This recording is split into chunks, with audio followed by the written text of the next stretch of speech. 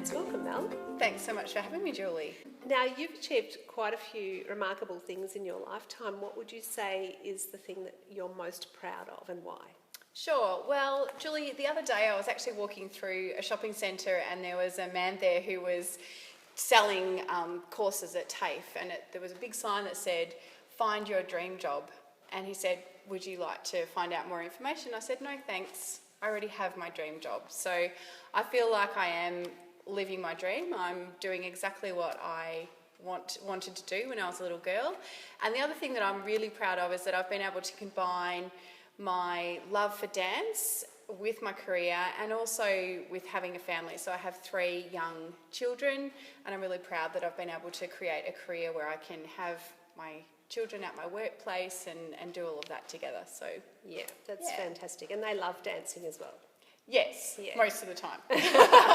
They do. Yeah, that's terrific. So where did you get your can-do attitude from? Did you have someone in your life who gave you that encouragement, or did you have to dig down deep inside yourself and find that? Yeah, sure.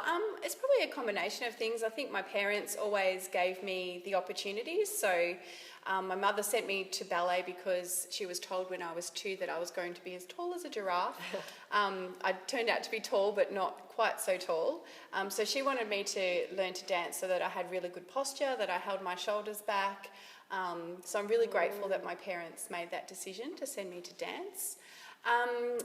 I also am very, very grateful to my dance teachers and the people that have taught me to dance and teach in my life, because every time we come into a dance studio, we're told to leave our troubles at the door and just to get in and do the job and do what we need to do. And so that taught me a lot about being persistent, being resilient, being committed, even when you're having those days where you feel really down. You might be exhausted, you've had a big day of study, or you haven't slept all night, whatever it might be. You always had to walk through that door with your shoulders back and ready to work, and I think that taught me a lot about persistence and resilience. Yeah, great. Now, you were lucky, I'd say. Not everybody has that in their life, so well done to your parents and your dance teachers.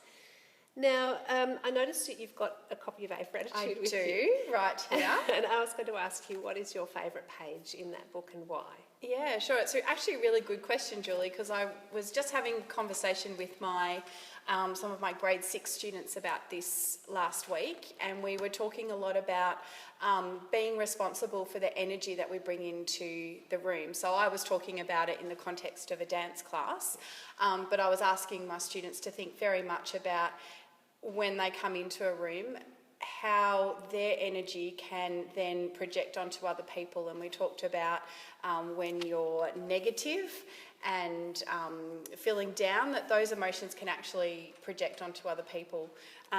But when we're feeling positive and when we bring in positive energy, then other people feed off that energy. And so we talked a lot about that.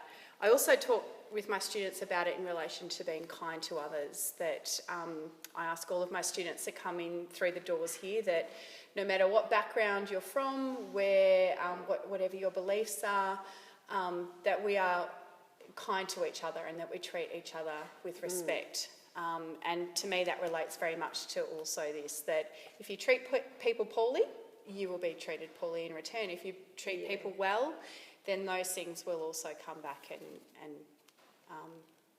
be a positive thing in your life. That's great, and I'm really pleased that I know that you do use A for Attitude a lot with your school, and I'm really grateful for that. Thank you. Thank you. And now my final question is that there will be children who are watching this today who want to follow in your footsteps, or other children who may have their own dreams. Mm-hmm. What message would you have for young primary school children about following their hearts and achieving their goals? Sure. My first thing would be to work hard. That you can't just expect things to happen for you, that everything that you want in life, you need to actually put in the hard yards and work towards. I'm living my dream here. I've got this beautiful studio. I've got lots and lots of students that come to learn to dance with me every week, but I have worked really, really hard to make that happen. So do your schoolwork, study hard, be kind to others, and keep going back. And even if you get knocked back, try and try again. Yeah, great point. Thanks, Mel. And thank you so much for taking time to be part of our first Attitude TV segment. It's been great spending time with you. Thanks again. Thanks so much for having me, Julie.